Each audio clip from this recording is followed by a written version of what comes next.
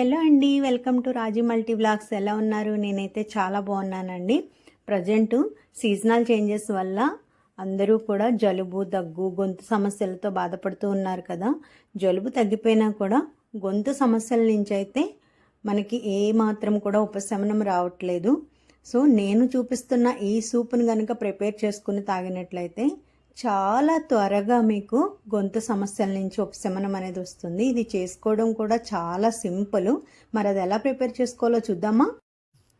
నేను ఇక్కడ చికెన్తో సూప్ అనేది ప్రిపేర్ చేస్తున్నానండి. వెజిటేరియన్స్ ఎవరైనా ఉంటే కనుక ఓన్లీ వెజిటేబుల్స్తో కూడా దీన్ని ప్రిపేర్ చేసుకోవచ్చు. ముందుగా బోన్లెస్ చికెన్ తీసుకుని బాగా శుభ్రం చేసుకుని చిన్న చిన్న పీసెస్గా కట్ చేసుకుని పక్కన పెట్టుకోవాలి. ఆ తర్వాత వెజిటేబుల్స్ మీకు అందుబాటులో ఉన్న వెజిటేబుల్స్ ముఖ్యంగా క్యాబేజీ, అలాగే క్యాప్సికమ్, కార్ను, నెక్స్ట్ వచ్చేసి క్యారెట్, గ్రీన్ పీసు, ఇవన్నీ కూడా మనకి అందుబాటులో ఉండే వెజిటేబుల్సే కదండి. ఇవన్నీ కూడా శుభ్రంగా క్లీన్ చేసుకుని ఇక్కడ నేను చూపిస్తున్నాను కదా, ఈ విధంగా చిన్న చిన్న పీసెస్ లాగా కట్ చేసుకుని పక్కన పెట్టేసుకోవాలి. నెక్స్ట్ ఇంకా మనం సూపు ప్రిపేర్ చేసేసుకుందామండి. వెజిటేబుల్స్ రెడీ అయిపోయాయి కదా. ఇప్పుడు ఒక పాన్ పెట్టి స్టవ్ అంటించి 1 స్పూన్ బటర్ వేసుకోవాలి. జనరల్గా సూప్స్ ప్రిపేర్ చేసేటప్పుడు బటర్తో ప్రిపేర్ చేస్తే చాలా టేస్టీగా ఉంటాయి అండ్ ఫ్లేవర్ కూడా చాలా మంచి ఫ్లేవర్ వస్తుంది. బటర్ కరిగిన తర్వాత సన్నగా తరిగిన గార్లిక్ పీసెస్ ఒక 2 to 3 స్పూన్స్ వేసుకోవాలి. ఇవి కొంచెం ఫ్రై చేసుకొని ఇందులోనే సన్నగా కట్ చేసిన పచ్చిమిర్చి, మీరు తినే కారాన్ని బట్టి ఒక 2 నుంచి 3 వరకు చాలా చిన్నగా కట్ చేసి వేసుకొని ఇలా ఫ్రై చేసుకోండి. ఇవి 2 ఫ్రై అయిపోయాయి కదండి. ఇప్పుడు సన్నగా తరిగి పెట్టుకున్న వెజిటేబుల్స్ అన్నీ కూడా వేసుకోవాలి. మీకు అందుబాటులో ఉండేవి మీరు తినే వెజిటేబుల్స్ అన్నీ కూడా వేసుకోవచ్చు. నేనైతే ఇక్కడ క్యాబేజీ, కార్ను, అలాగే capsicum and carrot, green peas వేస్తున్నాను. స్టవ్ అనేది కొంచెం హై ఫ్లేమ్ లేదా మీడియం ఫ్లేమ్లో పెట్టి ఈ పీసెస్ అన్నీ కూడా 1 నిమిషం పాటు బాగా కలుపుతూ ఫ్రై చేసుకోవాలి.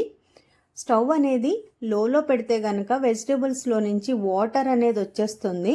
వెజిటేబుల్స్ బాగా ఫ్రై అవ్వవు. అందుకోసము మీడియం లేదా హై ఫ్లేమ్లో పెట్టుకుని 1 నిమిషం పాటు ఫ్రై చేసుకుంటే సరిపోతుంది.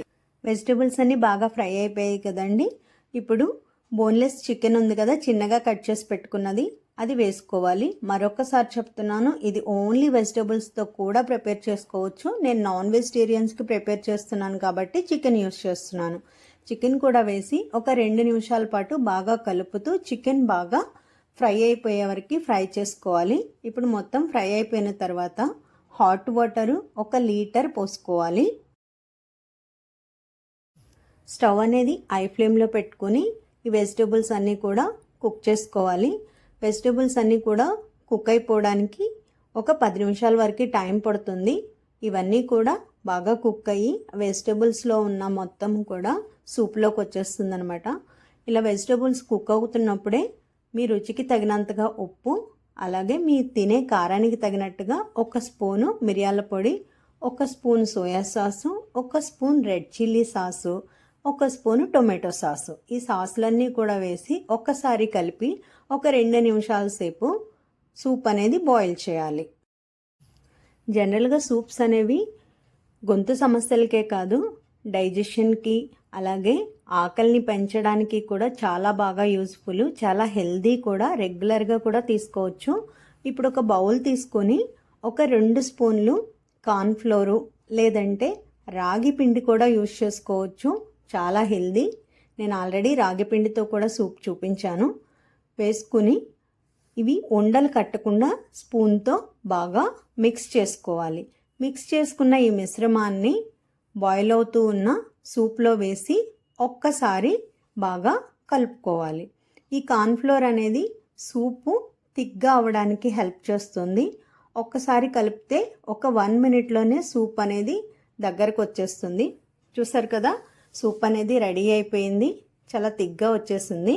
ఇంకా ఈ స్టేజ్లో ఉప్పు ఒకసారి చెక్ చేసుకొని చివరగా కొంచెం కొత్తిమీర చల్లుకుంటే టేస్టీగా ఉండే హెల్దీగా ఉండే గొంతు సమస్యల నుంచి ఉపశమనాన్ని కలిగించే మనకి సూప్ అనేది రెడీ అయిపోతుంది. ఈవినింగ్ టైంలో తీసుకోవడం చాలా బెస్ట్ టైం అన్నమాట. నైట్ డిన్నర్కి ముందు కూడా తీసుకోవచ్చు. చాలా రిలీఫ్గా అనిపిస్తుంది. చాలా అంటే చాలా టేస్టీగా ఉంటుంది. సో సూప్ రెడీ అయిపోయింది కదా, సర్వ్ చేసేసుకుందాం. మా ఇంట్లో వాళ్ళకైతే సూప్ అయితే చాలా బాగా నచ్చేసింది, అదిరిపోయింది.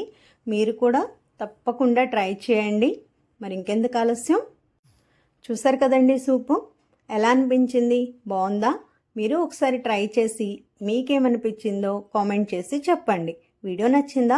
వీడియో నచ్చితే ఒక లైక్ చేయండి, ఛానల్ని సబ్స్క్రైబ్ చేసి సపోర్ట్ చేయండి. ఇలాంటి మరిన్ని వీడియోస్ కోసం రాజీ మల్టీ వ్లాగ్స్ వాచ్ చేస్తూ ఉండండి. మళ్ళీ మరొక మంచి వీడియోతో మళ్ళీ కలుద్దాం. అప్పటి వరకు thank you for watching. Bye bye.